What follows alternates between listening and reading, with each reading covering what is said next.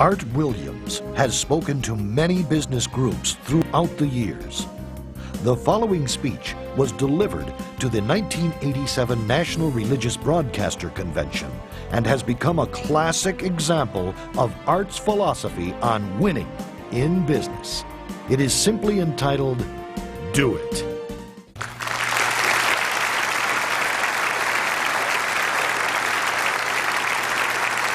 Thank you. Thank you, Jerry. And I tell you, I don't know if I've been this nervous in a long time. This is the most intimidating thing that I think's ever happened to me. An old dumb South Georgia football coach speaking to a bunch of TV personalities like many of you, many great evangelists in the audience, and who put me between Falwell and Swaggart on the same night just totally blows me away. But I'll try to give it my best shot. I was asked to talk to you about how to win in business. I think it's a good subject for you to think about because I believe business in America is in a crisis situation today. All you have to do is read the paper and every month see our trade deficit, and it's just a very depressing situation. And to speak to you about how to win in business, there's a lot of obvious things I could talk about. You first have to find a need. You've got to fill a need for a consumer out there. You've got to have a market. You've got to have somebody to sell your product or your service to. You've got to, if you really want to get big and win big, you've got to have a uniqueness. There's got to be something a little bit different from you than all of the competition out there. But by far the most important thing you've got to have to win in business in these United States today is a very unique kind of mental toughness. I believe the difference in winning and losing in the free enterprise system is so small, it's almost too scary to talk about. You can do 99% of the things right in business, and yet if you don't possess what I call that winning edge, that mental toughness, folks, it's impossible to win. I believe the thinking in corporate America has been screwed up over these last 20 or 25 years, and I believe this screwed up kind of thinking started in our big liberal universities today. I believe a college degree in business for most universities today is not worth the paper it's written on. I just had a son graduate from the University of Georgia a few months ago. The reason I think that is because most of these professors in most of these universities today hadn't got enough common sense to get in out of the rain. They don't have any idea what it takes to win out there in the real world. They deal in a bunch of theory. These people have tried to fill up corporate America with this kind of thinking. These are the special people. If you're born rich, if you're born on the right side of the track, they rule you, the privileged class in America. If you're born poor from an average, ordinary background like I came from, they say you're supposed to give up all your big dreams and all your big ambitions and all your big hope. If you have a high IQ, they rule you brilliant. If you have an average IQ like me, they say you ought to drive a truck or be a janitor. Well, bull. That ain't the way.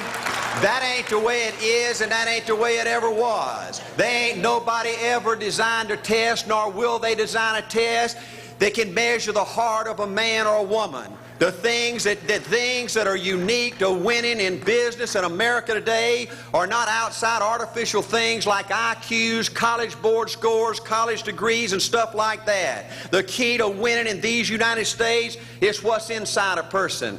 It's your integrity. It's your people abilities. It's your character. I believe in developing this winning edge. I've got 10 or 12 points that I won't be able to go over with you tonight, but let me just give you a flavor of what I think you've got to do to succeed in these United States.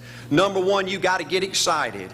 Folks, I don't believe anybody will ever tell you anything more important than this in winning in these United States. 90+% of winning in anything you try to do in America today, you've got to be excited.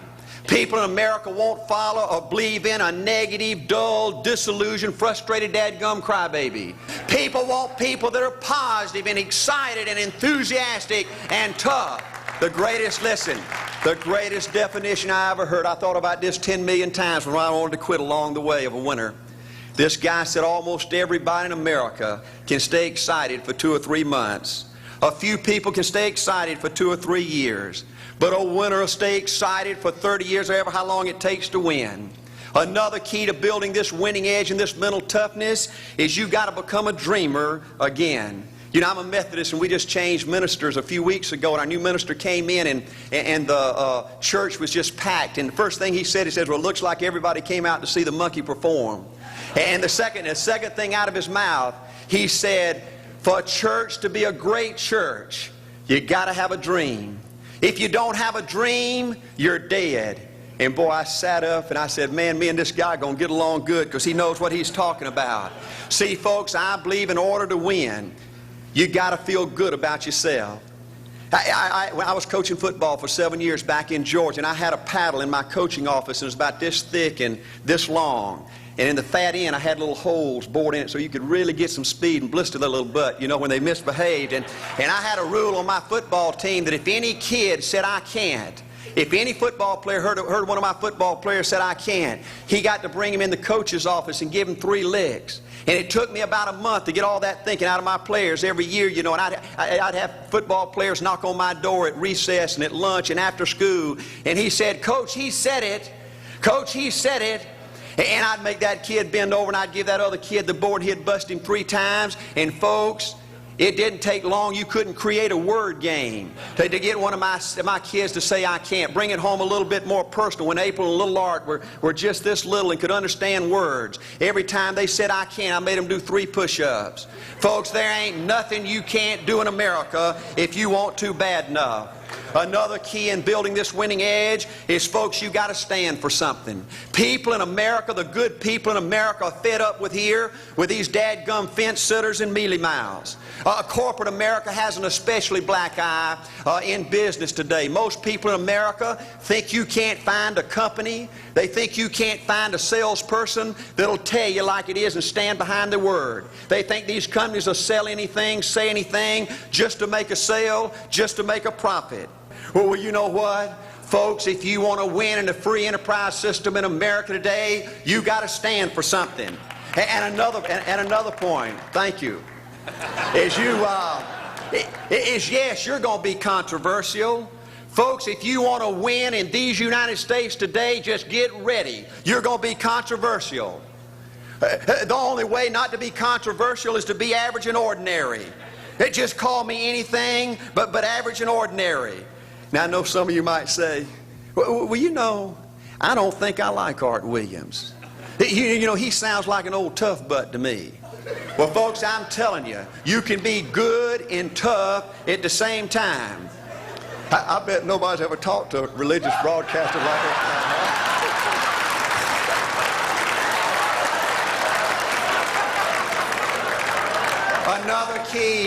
Another key to developing this winning attitude that'll give you a chance to do something great in American business is, folks, you've got to make a total commitment to what you're about. Do you know almost the American people have lost their toughness? They've lost their ability to make a commitment. See, folks, in trying to win in business, you're just going to have so many false starts. You think you get it going time after time, and you just get knocked back to ground zero. And it's your ability to compete, to pick yourself up off the mat one more time, to go for it one more time, that's going to determine success or failure. You know, we've got a divorce rate in America some 50% right now. You know, it just seems like that people that go in business today, they have an attitude, well, I'm going to stick my toe in it. If I start making all this money, get all these promotions, then I'll see this thing through. Well, folks, that's not the way it works. The first step to winning in business in America today is you've got to make a total commitment. Total commitment gives you that little extra ounce of courage you need to fight back through the tough times. Winning in business demands the same kind of commitment that winning in marriage demands. You know, I fell in love with my wife in the 2nd grade. Only girlfriend I ever had. We ran off and got married our freshman year, had both of our children before we left college. We're true business partners in marriage. We go everywhere together. I spend more time with her, been married to her 26 years. Now I got 2 grandbabies, love her more today than I ever have. But I don't like her all the time. There's a bunch of times every day that I don't like her. You know, I'm a nut about brushing my teeth. You know, if I can get the toothbrush, I'll brush my teeth 4, 5, 6 times a day. And Angela's always forgetting everything, you know. And she always leaves the cap off the toothpaste, you know. And when I go in there to brush my teeth, the cap's off. I got that hard little crust around the edge. You know, it just burns me more than I can tell you, you know. And I get on Angela's nerves about a lot of things. You know, we were having dinner last week, and every time we get through, Angela kicks me under the table, you know, and gets me back in my room and says, "Art, you ain't got no class." You know, I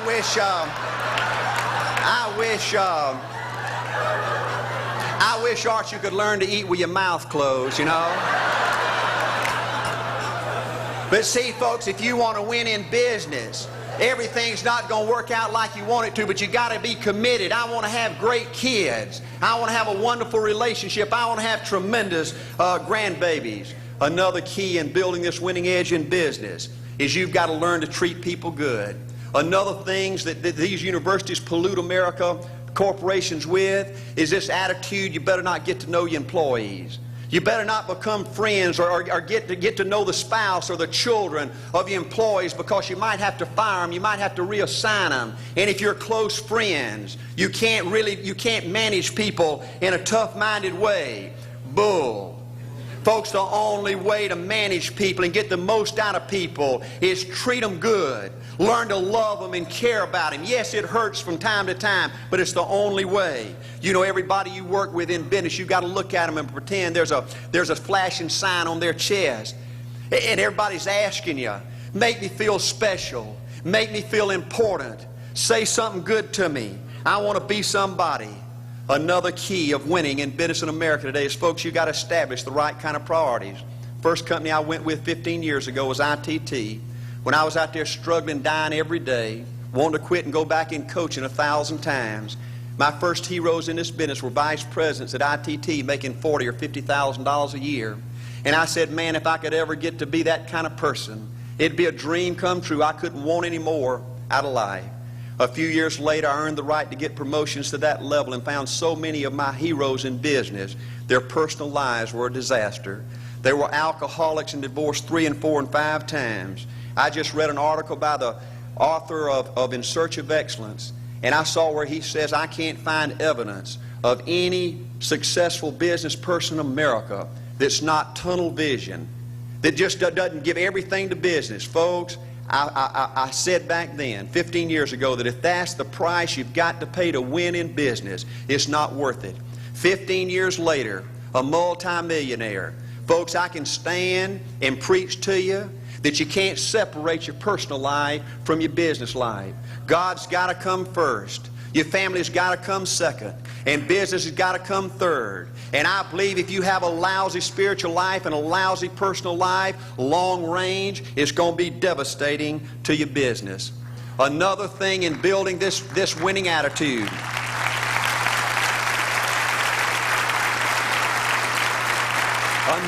Another thing in building this winning attitude in business. You know, I see tall people make it big in business and short people, dumb people and smart people, fat people and skinny people. But if you cut open the winners in business, I see a heart of a champion. And all these people are competitors and they don't quit. I believe desire and will to win is everything. I don't know why I'm like I am, but my butt's always burning. There's always something say, Art, dadgummit, you're supposed to go for it. Art, dadgummit, you're supposed to be somebody. You're supposed to make a difference with your life. What does the $500,000 a year person do? The $50,000 a year person doesn't do.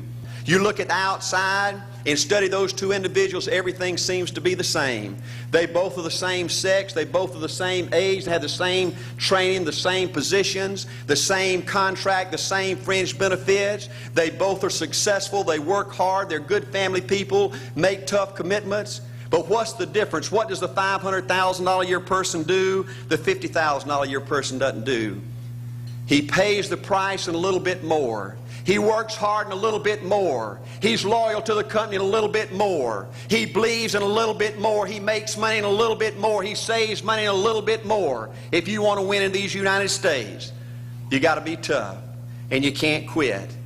The last thing I'll talk to you about today in building this winning edge is, folks, if you want to win in business, you got to be a leader. Leadership is everything. You show me anything in these United States that win, I'll show you a leader at work. You show me a successful church, Boy Scout troop, club, football team, business, I'll show you something run by a leader. See, I thought at one time in my life you had to be smart to win. I used to have these smart people that dress so pretty and talk so pretty and use these big words. They just intimidated me. And I said, Art, you can't ever be that good. Why don't you just throw in the towel and go on back and coach football for a living? And I found two things out about smart people. I think it's almost impossible for a smart person to win in business in America today. Because I find smart people spend their whole lifetime figuring things out. They're always trying to figure out an easier way and a quicker way. And another thing I found out about smart people is they just don't get around to doing nothing. And see, somebody like Art Williams, everybody said, well, he can't do it. And somebody like that can't do it. But he does it. See, folks, I want you to know almost everybody in America almost does enough to win.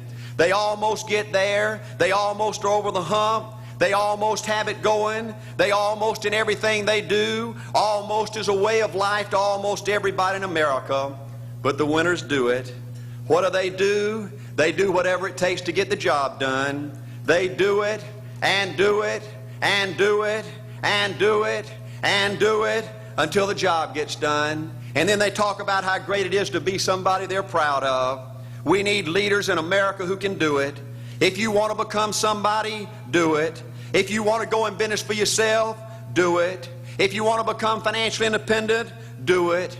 I hear too much talk in these United States. Everybody can talk a good game. We need people in America who can do it. I go all over this country with A.L. Williams, and I have people say, Art, you can count on me. Wonderful. Just do it.